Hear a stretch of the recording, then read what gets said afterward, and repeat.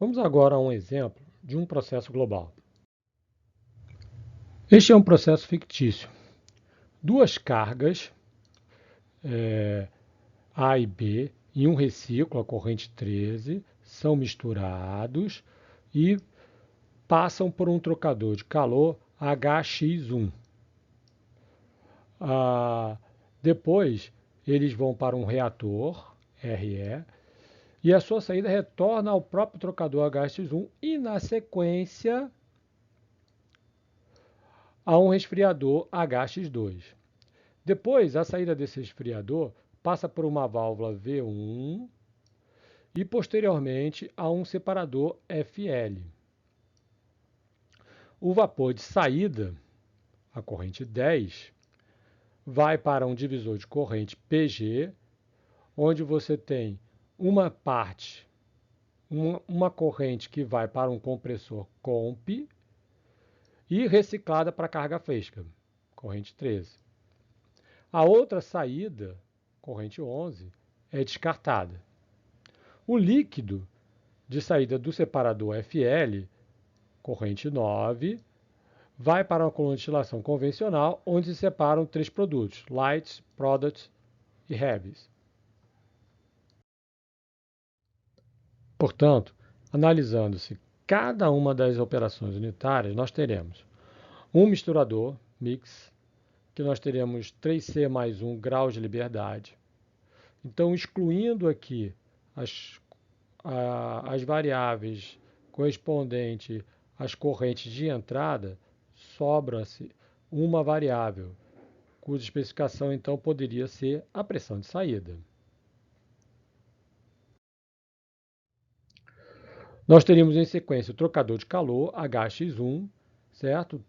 Com essas seguintes variáveis, onde, se excluindo também as correntes de entrada, nós teríamos três variáveis a serem especificadas, que poderiam ser a pressão e a temperatura de saída e mais uma pressão da outra saída. Nós teríamos um reator, da mesma maneira, excluindo-se a corrente de entrada, nós teríamos apenas mais uma variável a ser especificada, que poderia ser a taxa de conversão.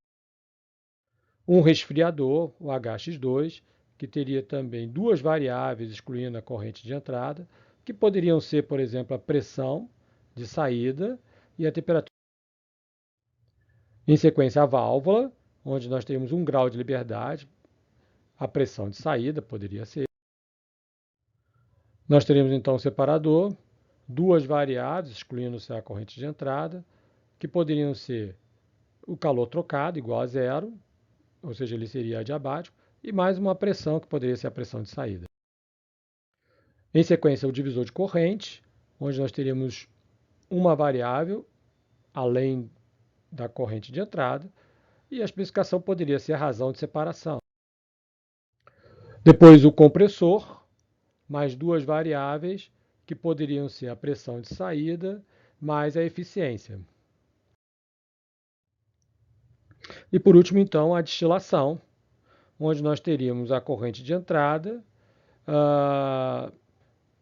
N, onde N seria o número de estágios variáveis, mais 7, que poderiam ser o número de estágios, a localização do prato de carga, a pressão do condensador, a pressão do reboiler, mais a vazão do destilado e do vapor, e o refluxo, totalizando 7 variáveis.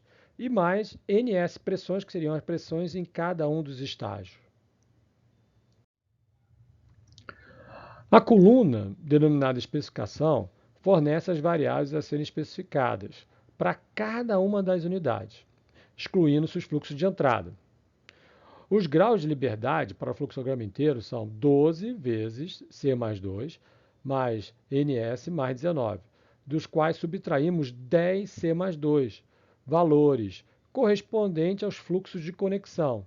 Isso dá, então, 2C mais 2 mais NS mais 19 variáveis, das quais 2 vezes C mais 2 pertencem às correntes de entrada. Permanece NS mais 19 graus de liberdade. E este é exatamente o valor encontrado contando-se as variáveis da coluna especificação. Vamos então a alguma solução possível para determinar este processo. Então, nós precisaríamos as duas entradas, A e B, ou seja, 2C mais 2. A pressão de saída desse misturador.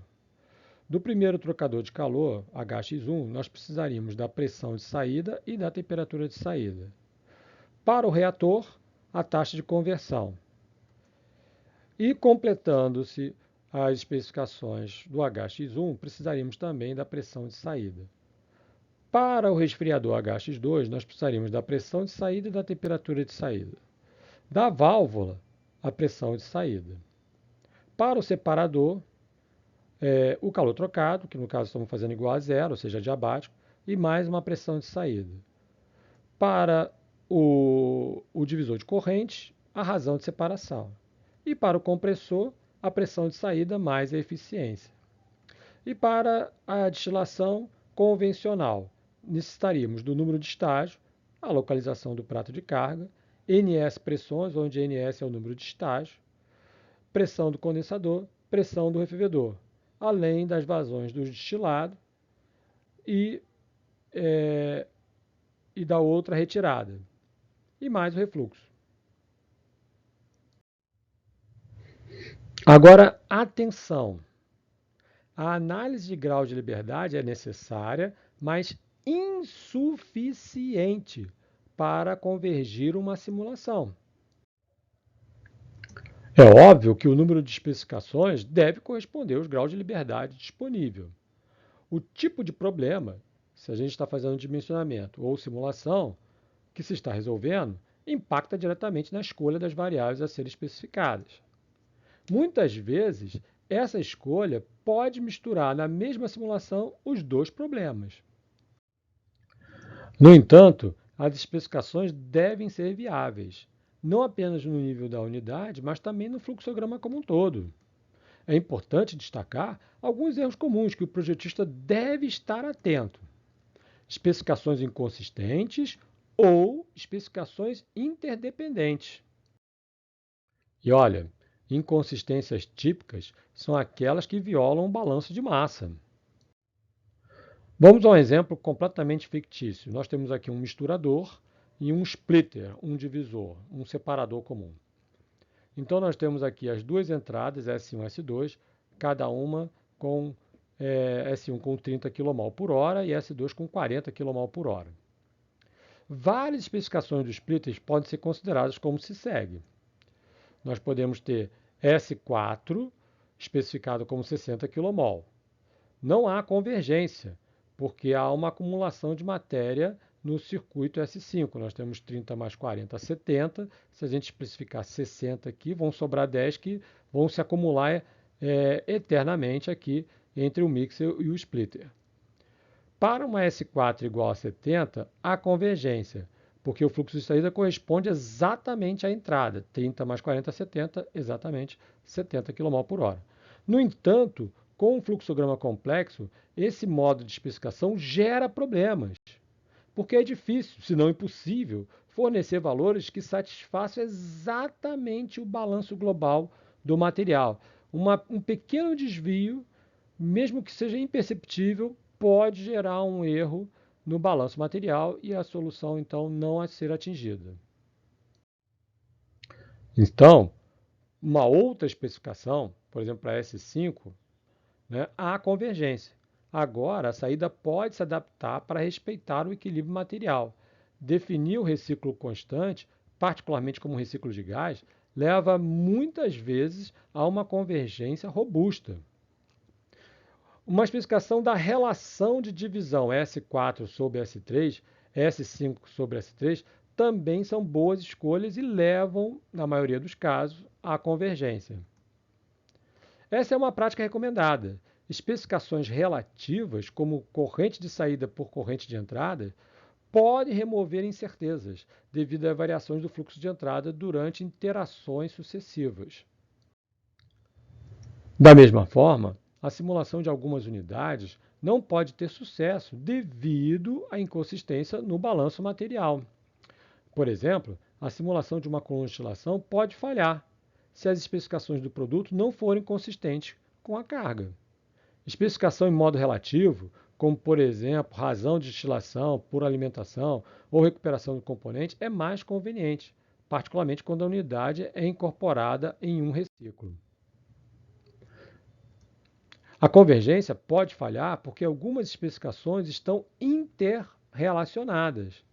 A coluna de destilação é novamente um bom exemplo.